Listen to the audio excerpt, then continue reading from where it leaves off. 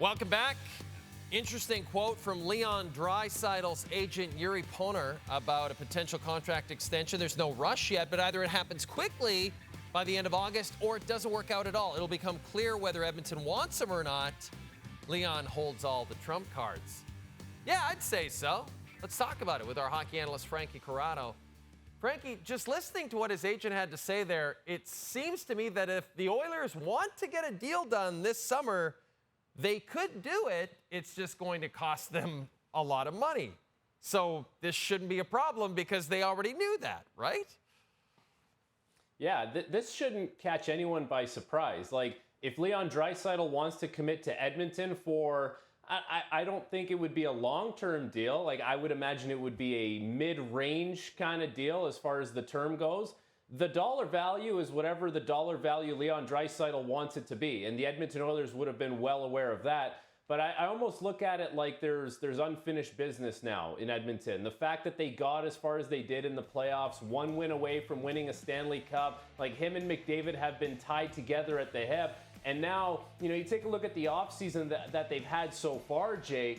Look at all these players that want to come to Edmonton, want to stay in Edmonton. Some guys taking pay cuts to play for the Oilers. Why is that? Because they want to win a Stanley Cup and they believe that that team is on the precipice of doing so. So for Leon Draisaitl, like there's probably a little bit of a part of him that says, let's get this done in Edmonton. Let's finish the job that we started. And that would go such a long way for Leon Draisaitl's legacy as an Edmonton Oiler. And then, Frankie, Jeff Jackson made a fascinating trade, and I guess Kevin Adams did as well.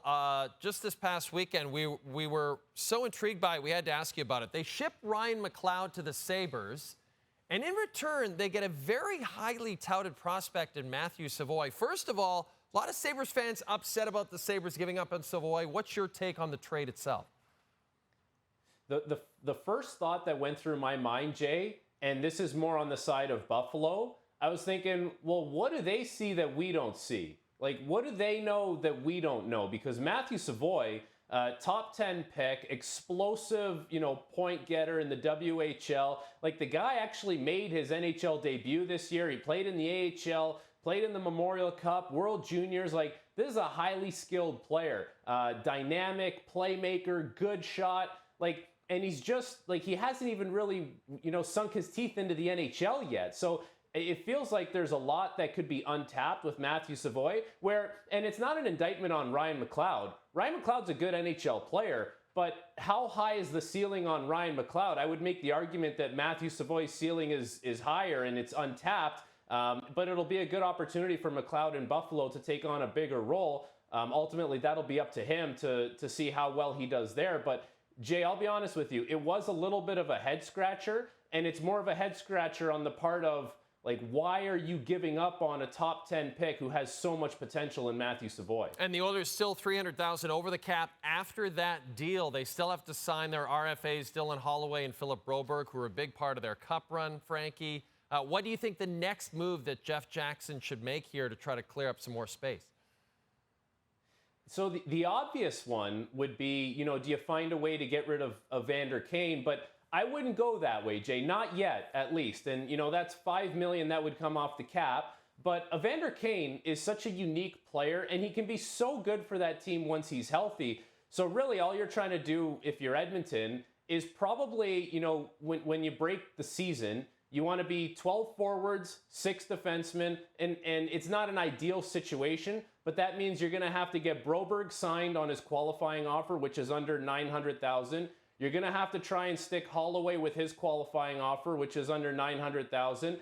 And then you'll have to shed, a forward and then maybe 2 defensemen. Like, is it Brown? Is it Stetcher? Is it Derek Ryan? Like, you have to do something, essentially, to move off of $2.1 million on the books. So that's why I wouldn't rush to do the Evander Kane thing, because if you can find a way to shed $2.1 million and you bring in, Holloway and Broberg on their qualifying offers, you can make it work, and at least you can kind of punt that problem to another day. You get injuries and such things like that, then you can figure it out and piece it together as time goes on. All right, let's move on to the Winnipeg Jets. There are reports that the Hurricanes may be interested in Nikolaj Ehlers, and we've been talking about the potential of Nikolaj Ehlers being dealt for a long time.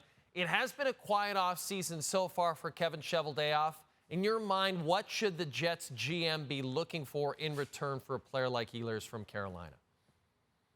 Well, if Martin Necas's name is out there, and we've heard that for quite a while now, it would have to be him coming back in return, wouldn't it? And it kind of goes with what the Jets have done, you know, in certain trades, most notably the Pierre-Luc Dubois trade, where you bring in guys that are going to be RFAs, and you can try and sign them to longer-term deals where you chew up UFA years. And so if Ehlers were to move on and go to Carolina, you would have to think Necas would be coming back. You're going to get a deal done with Necas, who's in his mid-20s, that is going to take him into his early 30s. You know, you're probably going to have to pay him as the player he thinks he is, which is probably an elite, talented winger in the NHL. And that's fine if he hits that potential. And if that happens, then you would have the prime years of Necas, you know, in his late 20s and early 30s. It actually could work out to be a very good deal for the Winnipeg Jets if it were to happen that way. But if you're giving up a scoring winger, it would have to be an equally talented or maybe even more talented scoring winger coming back.